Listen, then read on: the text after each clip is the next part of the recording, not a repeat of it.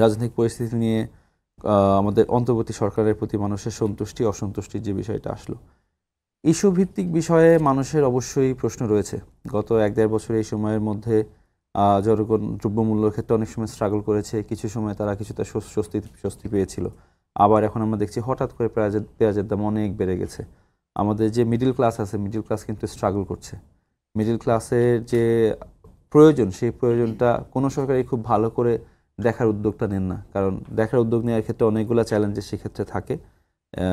So আমাদের মনে হয় এই নির্বাচনেও কারা আসলে এই মিডল ক্লাস জনগণ, তাদের কাছে কি প্রমিস করছে, কি তারা ডেলিভার করতে পারবে, ওই জিনিসটা ক্রুশাল হবে।